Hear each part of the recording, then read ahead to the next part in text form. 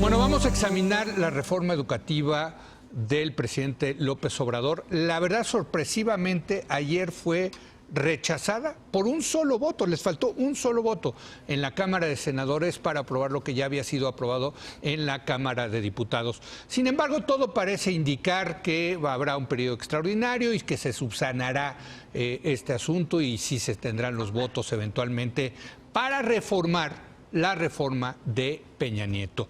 Pero yo confieso que estoy hecho pelotas, estoy confundido, ya no sé qué es lo que se está discutiendo en el Congreso, si hay ventajas, desventajas para el magisterio, para los alumnos, etcétera. Y en este sentido hemos organizado una mesa con 3 expertos en materia educativa. Está Marco Fernández, profesor investigador del TEC de Monterrey e investigador asociado de México Evalúa. Marco, ¿cómo estás? Gracias por venir de nuevo.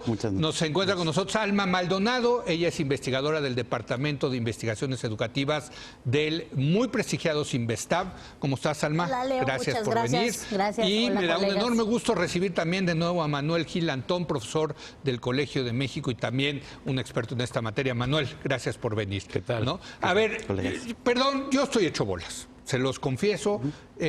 Déjame empezar contigo, Marco, porque la última vez que hablamos de esto fue contigo precisamente y habíamos dicho, bueno, es que lo que mandó López Obrador no estaba tan mal, pero eso ya cambió. ¿Cambió? ¿Radicalmente sí, cambió? Radicalmente. Yo creo que... A ver, ¿qué se está discutiendo en el Congreso? Yo creo que es importante dividir al menos en 2 secciones la discusión. Okay. Por un lado, el contenido de lo que se está discutiendo, pero sí vale la pena dedicarle también unos minutos a lo que pasó anoche, porque es un reflejo de cómo se hace el proceso legislativo a veces con soberbia en nuestro país. Te propongo, dejamos después lo de la parte política. Primero al contenido. El contenido. El contenido básicamente trata de armonizar, por un lado, la propuesta que el presidente presentó el 12 de diciembre, la propuesta que diversos partidos de oposición, el PAN, el PRI, el PRD y Movimiento Ciudadano, presentaron a inicios de febrero a partir de una iniciativa que se trabajó por un grupo de académicos y miembros de la sociedad civil. Donde tú estabas exactamente, presente, correcto. La Red Educación y Derechos, sí. El colega también estuvo presente en esto. ¿Tú también estabas? En estos esfuerzos, sí. Y algunas otras iniciativas que estaban ahí. Hubo una serie de foros en la Cámara de Diputados, según recuerdo, los 3 que estábamos en la mesa participamos en esos foros. Hubo también unos foros ya más pequeños en el Senado y hace unas semanas las comisiones de educación y de puntos constitucionales trataron de acercar posiciones y aprobaron un dictamen. En términos generales, digamos que es un dictamen que tenía claroscuros, o desde mi perspectiva tiene claroscuros, aspectos positivos y aspectos que son de preocupación. A ver, vámonos directo, aspectos positivos y negativos. Aspectos positivos, muy brevemente.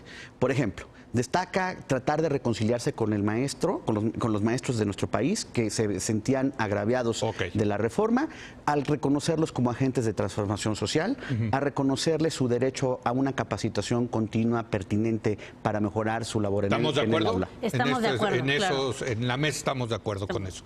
Y tú, por cierto, Manuel, siempre lo dijiste en esta mesa.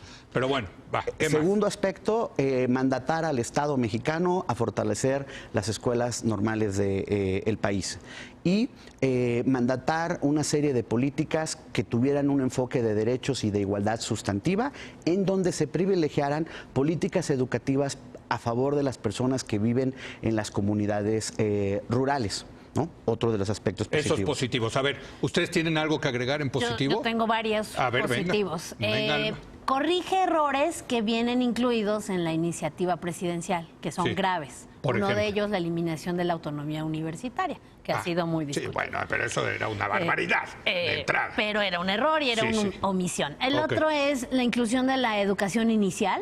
También se corrige ese tema y se vuelve a incluir como parte de los servicios que ofrece el Estado. ¿A qué te refieres con eso? Educación inicial es de los 45 días a los 3 años. Que cada vez más en los estudios se dice que es más importante. Es crucial, ¿no? Cuando tú puedes atender a esta población desde que son muy pequeños, los puedes ofrecer una serie de condiciones que después van a ser muy importantes en su desarrollo educativo. ¿Qué otras cosas se incluye muy importantes? Se incluye la parte de ser beneficiario de los resultados de la ciencia y la innovación. Ese es un tema muy novedoso. Se privilegia el derecho de los educandos, de los niños y de los adolescentes a recibir educación. Privilegia una parte donde se trata de mantener la Rectoría del Estado. Creo que eso es también muy importante. Rectoría del Estado aquí es plazas y nómina. Sobre todo. Pero ¿Sí ahí es donde queda, sí se mantiene, pero quedó por ahí una redacción del 8º párrafo, que es uno de los que ahora quedó como parte de lo que se debe de discutir nuevamente en la Cámara de Diputados, y también el artículo 16º. Transitorio. Entonces, deja lugar a mucha ambigüedad. Creo que esa es la parte que nos preocupa a varios académicos. Ya estás echándote hacia las dudas y hacia las negativo. Dudas, ¿no? Pero... Déjame terminar con lo positivo. Manuel, ¿tú ves algo, incluirías algo positivo en cómo está lo que se aprobó o no se aprobó, más bien? Pero bueno. Digamos, en lo que se aprueba en la Cámara de Diputados como dictamen que pasa al Senado. Correcto. Yo advierto dos para contribuir a esto. Sí. Uno es que la orientación de la reforma actual, de lo que está en proceso, con respecto a 2013, es que en el 2013 el eje central era la evaluación. Correcto. Y ahora el eje central está en la formación. Es decir, apuesta más a la formación del magisterio, sin dejar de señalar que la evaluación se necesita, pero ya la evaluación no es un fin, sino es un medio. Y a mí me parece que la otra es que desconecta en lo que estaba en 2013 conectado, que era la evaluación con aspectos de permanencia, con aspectos laborales directos, ¿no?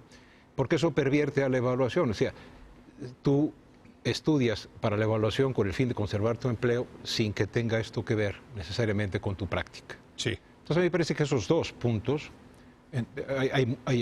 coincido con los que se han señalado, hacen que tengamos en términos de dictamen aspectos que considerar avance. A ver. Entonces hasta ahí vamos bien, ¿verdad? Vamos de acuerdo. Sí, yo empiezo a tener dudas con el tema de la evaluación, porque a mí me gustaba el tema de la evaluación. Había que evaluar, ¿no? Alma, ¿no había que evaluar? No, por supuesto. ¿Qué quedó en términos de evaluación? Hay dos partes, yo diría, ¿no? Por un lado es qué va a pasar con el Instituto Nacional para la Evaluación de la Educación, el INE, que fue el primer órgano autónomo que se estableció en México, y que en este momento se desdibuja la parte de autonomía constitucional. Se va. Pero queda en su lugar una institución sin nombre ahora, que se va a encargar de llevar a cabo el mejoramiento continuo de la educación. Entonces se rescata esta parte de algunos de los objetivos más importantes de lo que era el INE, queda preservado en un nuevo organismo. ¿Pero se va a seguir evaluando, Alma, sí o no? Se va a seguir evaluando. A los maestros. Sí. Se establece en el párrafo 8º que va a haber procesos de selección transparentes, públicos, equitativos, etcétera. Esa parte es muy positiva. A ver, para entender. Pero los maestros que quieran entrar y conseguir una plaza van a tener que seguir concursándola, evaluándose, sí o no. Queda establecido así, pero sí hay una redacción ambigua. Ese es el problema. Okay. La redacción ambigua lo que permite que terminó armonizando con las palabras que se utilizan para el escalafón y lo que abre la puerta a las comisiones mixtas, y entonces usa un lenguaje donde, si somos mal pensados, ¿no?, y si no se hacen correctamente las leyes secundarias para cortar toda posibilidad de que existan estos procesos donde el sindicato intervenga y todo esto, entonces tenemos ese riesgo. Mira, yo Marco, creo que, a ver, para la audiencia es muy importante recordar que tenemos que distinguir entre tres tipos de evaluación. La evaluación para entrar, correcto, ahora se llama carrera de maestros y de maestras. La evaluación una vez dentro, si tú como maestro aspiras a ser director o supervisor, que ahora se llaman procesos de promoción.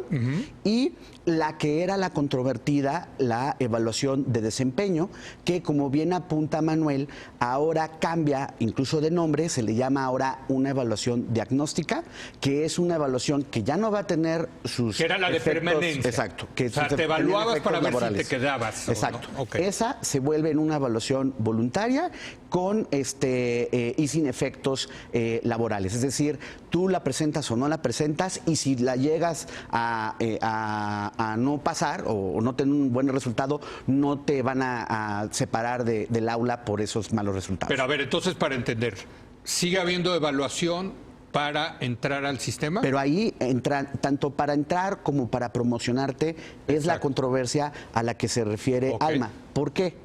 Porque lo que sí es, desde mi punto de vista, de lo más rescatable de la anterior reforma es... De la anterior de Peña Nieto. Exacto. Es poner al centro la necesidad de reconocer al profesor en su mérito, y como dice esta reforma, la nueva, si son profesionales de la educación, que sea precisamente su experiencia, su desempeño, lo que les permita entrar a la carrera y aspirar eventualmente a ser director o supervisor. El problema, uno lo lee y dice, ay, no, pues si quedó esta parte, ahora le llaman procesos en vez de concursos, sí, pero quedó bien. No. Aquí sí el diablo importa, e importa bastante, por dos razones. Una, como lo decía Alma, hay un párrafo, el párrafo octavo en el artículo 3, en donde menciona estos procesos, pero menciona características palabra por palabra que son las mismas que están en el artículo 123, apartado B, en sus fracciones 7 y 8. ¿Qué quiere decir esto en español, colegas? En español significa que antes de la reforma que está por derogarse, había una cosa que se llamaba comisiones mixtas, es decir, sindicato, autoridad educativa, pero que terminaban siendo comisiones sindicato-sindicato, porque las posiciones de la autoridad las capturaba el sindicato y la autoridad las cedía, ¿ok? Y esas comisiones evaluaban al maestro para ver si entraba, y sobre todo para ver si podía ser supervisor o director. Y eso había problemas de corrupción. A ver, ¿tú estás de acuerdo, Manuel, que hay ambigüedad en ese sentido en el tema de la evaluación? A mí me parece que hay un problema estructural previo. A ver. O sea, todavía peor, digamos. Sí, a ver. Sí. Y lamentable, porque lo que me parece es que la propuesta del presente gobierno, con la que se manda el 12 de diciembre, es una propuesta pobre, porque es pragmática, no programática. Esto es, no presenta un proyecto educativo en concordancia con la pretensión que tiene de ser una transformación histórica, sino que pragmáticamente dice, quito permanencia, me deja pasar la CENTE, conservo algo parecido al INE y al Servicio Profesional Docente, me deja pasar el sector, sindicato. Digamos, no, el sector PRI, PAN, etcétera. Fue muy pragmático, lleno de errores, etcétera, ¿no? Eso es muy desconcertante. O sea, es una iniciativa, tú dices, hecha a la medida para sacar el tema más que con tener un proyecto educativo. Esa es una. Sí. Y la otra, la estructural, es que en 2012, antes de la de 2013, la de Peña, el artículo 3 tenía 770 palabras y llega con Peña a 2.500. Y tú dices, ¿qué pasó? Pues lo que pasó es que en el artículo 3 se incluyeron, en el artículo que debe tener el programa educativo del país, se incluyeron aspectos de índole administrativa, de índole laboral y también hasta cuestiones de procedimiento. Esa estructura es exactamente la misma, el telar con el que se hace la de 2018-2019 es el mismo, solo cambian algunos hilos, quitas permanencia, etcétera, pero ¿queda otra vez abigarrado, dirías tú? Queda verdaderamente, ahora incluso tiene lista de materias. En el artículo constitucional. El artículo constitucional dice... ¿Todavía va a tener más palabras? ¿Eso es lo que estás diciendo? Por supuesto, pero además va a tener... Es decir, aquí hay un problema. El artículo 3 fue empleado como dice la canción cubana, no dejes camino por coger la vereda. Entonces, en vez de meternos como país a revisar a fondo el 123 y sus apartados, porque el apartado B es la concreción legal del pacto corporativo. Sí, sí. En vez de arreglar eso, se hace en el artículo 3 algo que procura eliminarlo o matizarlo. Creo yo que esta similitud, incluso ahora es un poquito más, a mi juicio, más esperpéntica, porque mete la tira de materias, pero nada más doy un ejemplo.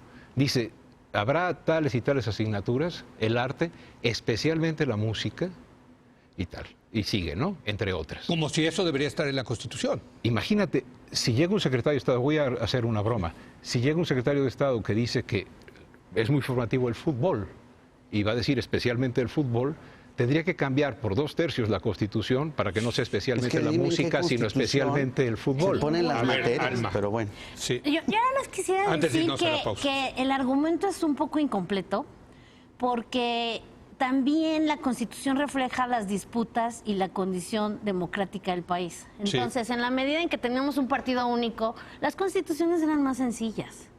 Tenemos muchos problemas de fondo en el país, donde si no usas la Constitución para poner ciertos candados, en este caso la Rectoría del Estado, no puedes entender el por qué es necesario que seas tan específico en la Constitución. Entonces creo que también ahí habría que pensar... Es una condición política. Y lo que es tú una estás diciendo. condición de complejidad, y si revisamos Aunque hay de toda la especificidades a Constitución... No, especificidades, las ¿no? materias no son indefendibles.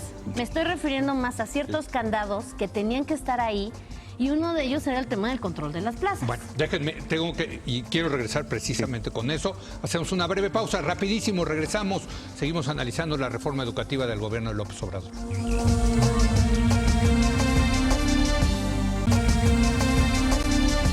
Estamos en una mesa de expertos en materia educativa analizando la reforma del gobierno de López Obrador. Y yo quiero decirles, llevamos 9 años en este espacio, hemos tenido la oportunidad de debatir mucho este tema. Parte fundamental es quién controla la educación, si es la autoridad, el gobierno en representación del Estado, o es, como ocurrió en el sexenio de Calderón muy claramente, el sindicato, la coordinadora. Con esta reforma, se los digo claramente, ya, vámonos al punto. Alma, ¿quién va a controlar las plazas y la nómina? Que eso es lo que siempre acabamos hablando. ¿Quién va a acabar controlando eso? Yo te diría, tenemos que esperar cómo quedan establecidas las leyes secundarias. O sea, no sabemos ahorita. Yo creo que no sabemos, porque se abre mucha ambigüedad, quedan dudas sobre qué va a pasar, y aquí el tema central es que las leyes secundarias van a pasar. No necesitas el consenso de los partidos. No, ya hay sino Morena tiene... solo podría establecer. Entonces la pregunta es, ¿el presidente realmente va a ir a fondo en el tema del combate a la corrupción? Y eso se va a reflejar en unas leyes secundarias que limiten justamente estas prácticas, ¿o no va a pasar? A ver, pero ahí, si el presidente dice en la secundaria no vamos a dejar pasar y voy a seguir yo manteniendo el control de plazas y la nómina, ¿qué va a hacer la CENTE, Manuel? ¿Qué va a hacer la CENTE? Es un punto que debemos de meter en el debate, el memorándum. Porque nos está quedando aquí este proceso donde va a haber 120 días antes de que se establezcan las leyes secundarias, donde muchas cosas pueden pasar previo al inicio del nuevo ciclo escolar. Ese memorándum es inconstitucional. No, pero si ya nos dijo el señor presidente esta mañana, dijo, que bueno, como no pasó, mientras tanto, les guste o no les guste, va mi memorándum. Pero no... y además, perdón, faltó a la verdad, porque dijo que no, nadie se había puesto, nadie lo había demandado. Ya hay amparos. Claro que hay amparos, bueno, en fin, y el primer juez de primera instancia lo va a parar. Es una señal porque es inconstitucional. Pero es una señal. Pero a ver, regresamos. Manuel, ¿quién va a tener el control de las plazas y de la nómina? Yo quiero hacer una aclaración. Sí.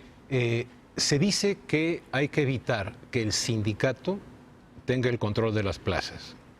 Y como aquí lo discutimos en algún programa, la Rectoría del Estado que se pretendía recuperar no es porque se hubiese perdido, es porque se había pactado. Correcto. Y cuando, por ejemplo, Carlos Ornelas dice que lo que pasa es que hubo una colonización del sindicato, sí. Me acuerdo que aquí Javier Tello nos ayudó mucho diciendo fue una colonización por invitación. Claro, claro. Entonces, o sea, el mismo gobierno, por cuestiones políticas... A ver, no hay ninguna plaza asignada con criterios extralegales o ilegales que no haya sido respaldada por el gobierno federal y por los gobiernos estatales. Sí. De tal manera que yo pienso que el problema no es solo cómo va a ir la ley secundaria en términos de la injerencia sindical, sino cómo va a ir en términos de la injerencia de las burocracias de las SEPs y de los gobiernos estatales. Hasta el punto que yo creo que en la ley secundaria creo que lo que hay que pelear, porque nos importa la educación, es que haga justicia la ley secundaria a los términos de el proceso para la admisión, reconocimiento y promoción será transparente y todos esos calificativos. Públicos, equitativos e imparciales. Permítame terminar. Hay que tratar de que eso sea, pero sobre la base de que de una vez se resuelva, que no puede ser mitad el sindicato, mitad la autoridad, ni tampoco puede ser, desde mi punto de vista, a mi juicio, en la ley secundaria, tampoco se puede decir es solo de un lado. No, yo creo que tiene que ser la autoridad delegando la asignación o la obtención de las plazas, las promociones y los reconocimientos a través de comisiones dictaminadoras de maestras y maestros, no de dirigentes sindicales, que igual que en las universidades son los que se encargan de determinar si para esta vacante entre los participantes el más adecuado es A, B o C. Es decir, creo que la ley secundaria va a ser crucial. En ella, en efecto, solo se necesita la mayoría. La mayoría. Pero cuando dices va a ser crucial la ley secundaria, pues yo creo que tanto el sindicato como la coordinadora van a querer meter su cuchara. A ver, perdón, es que ¿No? ¿por qué ¿O no no? hablamos? Claro, por Perdón, Digo, es que seamos realistas. Perdón, Leo. Hablemos del elefante en la sala. Sí. A ver, ¿por qué no están movilizándose la coordinadora y el CENTE en contra de esto? Pues porque creen que por favor, porque creen. vamos a hablar con la verdad. Hubo 9 reuniones. Está esto, Sí. hubo 9 reuniones con la CENTE y nunca se dijo que acordaron, por cierto. Sí. O sea, lo mismo que se le exigía al señor Miranda con el PRI, se le tiene que exigir al señor Moctezuma ahora con Morena. O sea, si llegan y se reúnen, nos tienen que decir que acordaron. Una vez que nos dijeran que acordaron, lo que preocupa son las señales. A ver, el texto constitucional... Por lo que tú estás diciendo es... constitucional, a ver, 2 más 2 es igual a 4. Pues sí. Lo que estás diciendo es, si no se están movilizando es que ya acordaron que la secundaria... Por supuesto. Detuvieron las autoridades la sindicales... votación 5 veces en la Cámara de Diputados. Pues sí. Ahorita no hay movilización. ¿Por qué? Pues sí. Porque, a ver... ¿Está y pactado? Es ahí donde la preocupación de Manuel es mucho mayor. Porque cuando uno ve las palabras que quedaron en el texto constitucional, sí dice que son transparentes, equitativos, imparciales los procesos, Sí. pero dicen, considerarán los conocimientos, aptitudes y experiencia necesarios para el aprendizaje, bla, bla, bla. Estas 3 palabras, conocimientos, aptitudes y experiencia, casualidad, son las mismas que caracterizan a lo que norma el escalafón, que era en donde estaban las comisiones mixtas del sindicato con la autoridad y en donde podemos discutir y tener acuerdos o desacuerdos en esa parte, pero desde Torres Bodet se quejaba de que había habido la conquista, a lo mejor cedida políticamente, pero conquista al fin y al cabo, de la burocracia educativa por parte del sindicato. A ver, déjenme porque me quedan 2 minutos y recupero, Manuel, lo que tú decías, que decía Ornelas junto con Tello. Visualizan la recolonización de parte del sindicato del tema educativo por invitación del gobierno. Yo creo que... ¿Lo visualizas? O sea, ves al gobierno de López Obrador diciendo, bueno, ya saben que yo ya este tema educativo lo tengo hasta acá, no es una de mis prioridades, que se quede el sindicato. Pero hay que escuchar lo que dice el CENTE, porque aquí no bueno, solo el es un CENTE tema de y la CENTE, pues son los dos. Claro. Por eso es que la invitación Sí, partía de parte del sindicato, ¿no? En realidad, la 22 y la coordinadora son parte del CENTE. Sí. El CENTE ya declaró que va a ser el ejército intelectual de la Cuarta Transformación. O sea, estamos ante un riesgo. Y es un riesgo que creo que solamente se puede combatir. Pero eso no es gratuito, Manuel. No, por eso. Van a hacer el ejército a cambio de algo. Así es, por eso. Por supuesto. Y la CENTE también. Sí, la CENTE también, pero, claro. lo que yo creo es que en las secundarias es donde estarán los detalles, es ahí donde tenemos que participar. E igual... En las leyes secundarias. No, pero igual que en la reforma de 2013, en la que creo que nuestra obligación es decir cuáles son sus defectos, pues en esta si ocurren, hay que pelear contra eso. Ahora, el acuerdo creo que se puede resolver con propuestas, y si esas propuestas pierden, pues seguir estos 6 años No, sin diciendo... duda. Pero parecería entonces en ese sentido, Alma, que sí doblaron al gobierno de López Obrador. Queda la posibilidad, sí. Y de nuevo, si juntas esto con la señal que manda a través del memorándum, es preocupante, porque abre la posibilidad a que sucedan muchas cosas mientras se realizan las leyes secundarias y una vez que ya se hagan las leyes secundarias. Entonces creo que hay motivo de preocupación, creo que eso lleva a que al final, después de haber trabajado conjuntamente, uno de los partidos no vota la reforma, entonces creo que estamos ante ese escenario. Me queda, perdón, Marco, me queda muy poco tiempo y sí quiero que le dediques un par de minutos a qué pasó ayer. ¿Por qué no pasó la reforma? Pues porque... Digo, no hubieron presentes 3 morenistas y uno del PES, que con esos... Es que fueron dos cosas. A ver, rápido dinos eso. Básicamente, en lo general, había pasado la aplanadora de Morena, separaron diversos párrafos del artículo 3º y del artículo 31 y 73. Se hacen observaciones por parte de los legisladores le llaman técnicamente reservas. La mayoría de Morena, con el apoyo de Movimiento Ciudadano, da palo a cada una de las reservas. Dicen, bueno, ya, ahora sí vamos a votar todo en lo particular ya para irnos. Y fíjense que ya no les dieron los números. La soberbia y displicencia con la que se habían desechado las reservas, pues tuvo su costo, porque por un lado, entonces el PAN y el PRD y el PRI votaron en contra en lo particular de lo que se reservó. No les alcanzó con Movimiento Ciudadano. Un señor, el senador Salomón Jara de Oaxaca, de Morena, se había supuestamente ido a cenar, aunque había votado en lo general. Y, ojo, dos senadores del PRI cambian su voto de ser a favor a abstenerse, y con eso ya no hubieron los 82 votos. ¿Pero qué te dice eso?